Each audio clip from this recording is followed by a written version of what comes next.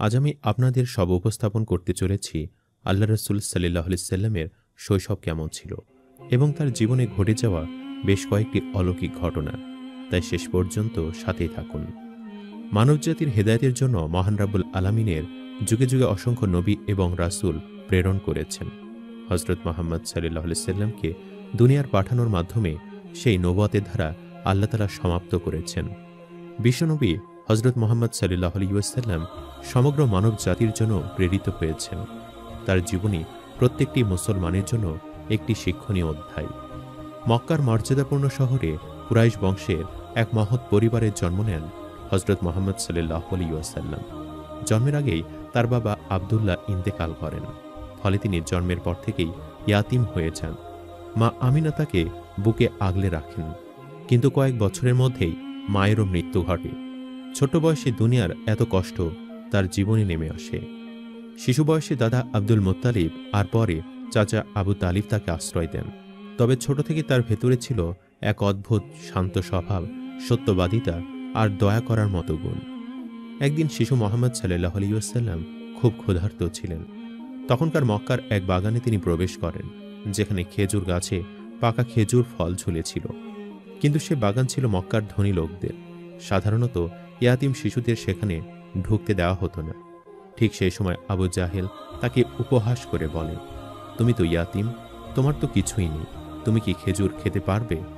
এমন কটূক্তি শুনে নবীজি সাল্লাল্লাহু আলাইহি সাল্লাম চুপচাপ দোয়া করলেন। হঠাৎ খেজুর গাছের ডালগুলো নিচের দিকে নেমে এলো, আর তিনি সহজেই খেজুর সংগ্রহ করে খেলেন। এটা দেখে আবু জাহেল হতবাক হয়ে যায়। এই ঘটনা নবীজি সাল্লাল্লাহু আলাইহি সাল্লামের শিশু বয়সের একটি আশ্চর্য মুহূর্ত। আল্লাহ তার প্রিয় বান্দাকে ক্ষুধার কষ্ট থেকে মুক্তি দেন এবং একই সাথে মানুষের সামনে তার মর্যাদার পরিচয় দেন। শিশু বয়স থেকেই আবু জাহেল হযরত মুহাম্মদ সাল্লাল্লাহু আলাইহি সাল্লামকে নানা উপহাস করত। কখনো বলতো, তুমি তো অনাথ, তোমার কোনো শক্তি নেই। আবার কখনো অন্য বাচ্চাদের উস্কানি দিত তাকে নিয়ে হাসাহাসি করার জন্য। কিন্তু নবীজি সাল্লাল্লাহু আলাইহি সাল্লাম তার কথায় কখনো রাগ করতেন না, কোনো খারাপ কথা বলতেন না, বরং চুপচাপ থাকতেন অথবা আল্লাহর কাছে দোয়া করতেন। তার এই ধৈর্য দেখে অনেক সময় অন্য শিশুরাও অবাক হয়ে যেত। মক্কায় তখন কিছু ইহুদি আলেমও বসবাস করত। তারা দেখত যে এ ছোট্ট শিশু অন্য সবার চেয়ে আলাদা। তার আচরণ ভদ্র, কথাবার্তা সত্য আর স্বভাব শান্ত। কিছু ইহুদি ব্যক্তি তাদের শিশুদের সঙ্গে খেলতে গিয়ে দেখত মুহাম্মদ সাল্লাল্লাহু আলাইহি সাল্লাম কখনো মিথ্যা বলে না, কখনো কারো খেলনা কেড়ে নেয় না, বরং যার খেলনা ভেঙে যেত তাকে সান্ত্বনা দিতেন। এমন স্বভাব দেখে ইহুদিরা নিজেদের মধ্যে ফিসফিস করে বলতো, এ ছেলেটির মাঝে নবুয়তের চিহ্ন আছে, হয়তো এটাই সেই শিশু যার আগমনের কথা আমাদের কিতাবে লেখা আছে। শিশু মুহাম্মদ সাল্লাল্লাহু আলাইহি সাল্লাম সবসময় চাচা আবু তালিবের সঙ্গেই থাকতেন। আবু তালিব ছিলেন দরিদ্র, কিন্তু ভাতিজাকে নিজের সন্তানের মতো ভালোবাসতেন। যখন অন্য বাচ্চারা তাকে অনাথ বলে উপহাস করত, তখন চাচা তাকে বুকে জড়িয়ে সান্ত্বনা দিতেন, বলতেন, ভয় পেও না, হে আমার ভাতিজা, আল্লাহ তোমার রক্ষক, তুমি একদিন মহান কিছু করবে। এই কথাগুলো শিশু মুহাম্মদ সাল্লাল্লাহু আলাইহি সাল্লামের মনকে শক্তি দিত। তিনি কখনো হতাশ হতেন না, বরং আরও ধৈর্য ধরে চলতেন। খেলাধুলার সময়ও তার সততা স্পষ্টভাবে বোঝা যেত। একবার এক শিশু তাকে বলল, চলো আমরা দৌড় প্রতিযোগিতা করি, তবে কেউ যদি আগে দৌড় শুরু করে তাকে হার মানতে হবে। সবাই দৌড় শুরু করার আগেই একজন শিশু একটু এগিয়ে যায়। তখন মুহাম্মদ সাল্লাল্লাহু আলাইহি সাল্লাম থেমে গিয়ে বলে দিলেন, এভাবে প্রতিযোগিতা ঠিক না, আগে নিয়ম মানতে হবে। ছোট শিশুর মুখে এমন ন্যায়বোধের কথা শুনে সবাই অবাক হয়ে যায়। শিশু বয়সেই নবীজি সাল্লাল্লাহু আলাইহি সাল্লাম মানুষের দুঃখ কষ্ট দেখলে সহানুভূতি দেখাতেন। যদি কোনো বৃদ্ধা ভারী জিনিস বহন করতে কষ্ট পান, তিনি এগিয়ে সাহায্য করতেন। যদি কোনো শিশু কাঁদত, তিনি তার পাশে দাঁড়িয়ে সান্ত্বনা দিতেন। তার জীবনের এই ছোট ছোট ঘটনা প্রমাণ করে যে আল্লাহ তাকে বিশেষ দায়িত্বের জন্য প্রস্তুত করছিলেন। শিশু বয়স কেটে গিয়ে কিশোর বয়সে প্রবেশ করলেন হযরত মুহাম্মদ সাল্লাল্লাহু আলাইহি ওয়াসাল্লাম। চাচা আবু তালিব ব্যবসা বাণিজ্যের কাজে প্রায়ই সিরিয়া সফরে যেতেন। একবার তিনি ভাতিজা মুহাম্মদ সাল্লাল্লাহু আলাইহি সাল্লামকে সঙ্গে নিলেন। সফরের পথে তারা এক খ্রিস্টান ধর্মগুরু বাহিরা রাহিবের এলাকায় থামেন। বাহিরা পাদ্রী ছিলেন আল্লাহভীরু একজন সন্ন্যাসী, যিনি তাওরাত ও ইনজিল পড়ে নবী আসার পূর্বাভাসে জানতেন। তিনি লক্ষ্য করলেন কাফেলার সবার ওপরে সূর্যের আলো পড়ছে। কিন্তু মোহাম্মদ সাল্লাল্লাহু আলাইহি সাল্লাম যেখানে বসছেন সেখানে এক টুকরো মেঘ তার মাথার ওপর ছায়া করে আছে। তিনি বুঝলেন এ শিশু সাধারণ কেউ নয়। বাহিরা রাহিব শিশু মোহাম্মদ সাল্লাল্লাহু আলাইহি সাল্লামের সাথে কথা বলে তার চরিত্র ও স্বভাব দেখে নিশ্চিত হলেন এটাই সেই প্রতিশ্রুত নবী যার কথা কিতাবগুলোতে লেখা আছে। তিনি আবু তালিবকে সাবধান করলেন, তুমি এই শিশুকে সাবধানে রাখো, সে খুব শীঘ্রই নবুয়ত লাভ করবে এবং তার কথাই আমাদের পবিত্র তাওরাতে বলা হয়েছে। সেই হলো শেষ নবী, তাকে দিয়ে নবুয়তের ধারা সমাপ্ত হবে। ইহুদিরা এ খবর পেলে তার অনেক বড় ক্ষতি করার চেষ্টা করবে। মক্কার ইহুদিরা নবুয়তের চিহ্ন দেখে ভয় পেত, কারণ তারা জানত শেষ নবী আরবের বংশে আসবেন। এজন্য তারা মাঝে মাঝে ছোট মোহাম্মদ সাল্লাল্লাহু আলাইহি সাল্লামের দিকে তারা কুদৃষ্টি দিত। তবে আল্লাহ তাকে সবসময় রক্ষা করতেন। প্রতিটি বিপদে তিনি বেঁচে যেতেন, আর মানুষ আরও বেশি বিশ্বাস করত যে এই শিশুটি সত্যিই আল্লাহর বিশেষ বান্দা। মক্কার উপকূলে কিছু জেলে সম্প্রদায় থাকত, তারা দিনরাত মাছ ধরত, কিন্তু কখনো প্রচুর মাছ পেত না। একদিন শিশু মোহাম্মদ সাল্লাল্লাহু আলাইহি সাল্লাম সেখানে গিয়েছিলেন।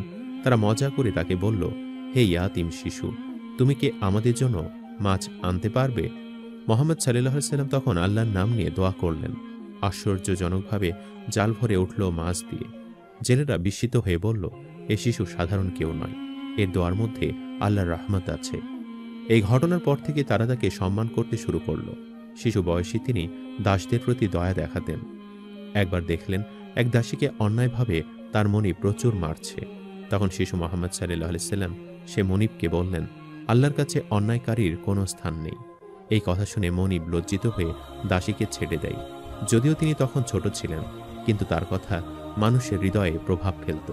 তার দোয়ার বরকতে বৃষ্টি নামত। আরেকবার মক্কায় অনেক খরা দেখা দেয়। ফসল শুকিয়ে যাচ্ছে, পশু পাখি পানি পাচ্ছে না। প্রচণ্ড পরিমাণে খরা হওয়ার কারণে মক্কায় পানি সংকট দেখা দেয়। এতে মক্কার মানুষেরা খুবই বিপদে পড়ে। তখন সবাই ঠিক করে যে মোহাম্মদ সাল্লাল্লাহু আলাইহি সাল্লামকে নিয়ে তারা আল্লাহর দরবারে বৃষ্টির জন্য দোয়া করবেন। তখন সবাই একত্রিত হয়ে দোয়া চাইতে থাকে। শিশু মোহাম্মদ সাল্লাল্লাহু আলাইহি সাল্লামকে নিয়ে তারা কাবা ঘরের সামনে দাঁড়ায়। তিনি আল্লাহর কাছে হাত তুলে দোয়া করেন। তিনি খরা দূর করার জন্য আল্লাহর কাছে প্রার্থনা করেন। হঠাৎ আকাশ মেঘে ঢেকে যায় এবং প্রবল বৃষ্টি শুরু হয়। শুকনো মাটি ভিজে ওঠে, মানুষ আনন্দে কেঁদে ফেলে। সবাই বলল, এই শিশু আল্লাহর প্রিয় বান্দা, এই শিশু নিশ্চয়ই পরবর্তী নবী হবে। এছাড়া এমন অলৌকিক ঘটনা সম্ভব নয়। বয়স একটু বাড়তেই তিনি ব্যবসায়িক কাজে যুক্ত হতে শুরু করেন। অন্য কিশোরদের মতো তিনি অলস সময় নষ্ট করতেন না, বরং চাচার কাজে সাহায্য করতেন। ব্যবসায় সততার সঙ্গে কাজ করতেন। যখনই কোনো লেনদেন হতো তিনি সবসময় সত্য বলতেন। এ কারণে মক্কার মানুষ তাকে আল আমিন ও আস সাদিক উপাধি দেয়। মানুষের আস্থা অর্জন করেছিলেন রাসূল সাল্লাল্লাহু আলাইহি ওয়াসাল্লাম। শৈশব থেকে কৈশোর বয়স পর্যন্ত তার জীবনের প্রতিটি আচরণ মানুষের মনে আস্থা সৃষ্টি করে। মানুষ বুঝতে পারে এই শিশু সাধারণ কেউ নন। একদিন তিনি মানবতার জন্য দিশারি হয়ে উঠবেন। প্রিয় শ্রোতা, নবীজি সাল্লাল্লাহু আলাইহি সাল্লামের শৈশব আমাদের শেখায় ক্ষুধার কষ্টেও আল্লাহর উপর ভরসা রাখতে হয়। অন্যের উপহাসের জবাব ধৈর্য দিয়ে দিতে হয়। অন্যের বিরুদ্ধে সত্য কথা বলতে হয়। বয়সে যাই হোক না কেন, মানুষের উপকার করলে আল্লাহর রহমত নেমে আসে। সততা ও সত্যবাদিতা মানুষকে সবার কাছে প্রিয় করে তোলে। নবীজি সাল্লাল্লাহু আলাইহি সাল্লামের শৈশবের প্রতিটি অধ্যায় শুধু কাহিনী নয়, বরং জীবনের পাঠশালা। ছোটবেলা থেকেই তিনি সততা, সত্যবাদিতা ও দয়ার প্রতীক ছিলেন। আজকের যুগে যদি আমরা তার শৈশবের শিক্ষা মেনে চলতে পারি, তবে আমাদের সমাজও শান্তি ও ন্যায়ের স্বর্গভূমি হয়ে উঠবে। মরুভূমির ছোট্ট শহর মক্কা থেকে যে শিশুটি বেড়ে উঠেছিলেন, তিনি একদিন মানবতার সর্বশ্রেষ্ঠ শিক্ষক হবেন, এটা তখনকার মানুষ জানত না। কিন্তু আল্লাহর কুদরতে সেই ইয়াতিম শিশু মোহাম্মদ সাল্লাল্লাহু আলাইহি সাল্লাম হয়েছিলেন বিশ্বনবী, যিনি অন্ধকার যুগকে আলোর পথে পরিচালিত করেছিলেন। শিশু মোহাম্মদ সাল্লাল্লাহু আলাইহি সাল্লাম ছিলেন আল্লাহর নূর ও রহমতের প্রতিফলন। তার শৈশবের প্রতিটি ঘটনা মানবতার জন্য শিক্ষা আর আখিরাতের জন্য নসিহত। আল্লাহ তাআলা প্রতিটি মুসলিম উম্মতকে সাল্লাল্লাহু আলাইহি ওয়াসাল্লামের দেখানো সুন্নত মতো চলার তৌফিক দান করুক, আমিন। সম্মানিত দর্শক, ভিডিওটি আপনাদের কাছে কেমন লেগেছে তা আমাদের কমেন্ট করে অবশ্যই জানাবেন। আর সবাই আমাদের সাথেই থাকবেন। আজ তাহলে এই পর্যন্তই। আপনারা ভালো থাকবেন, সুস্থ থাকবেন। আল্লাহ হাফেজ।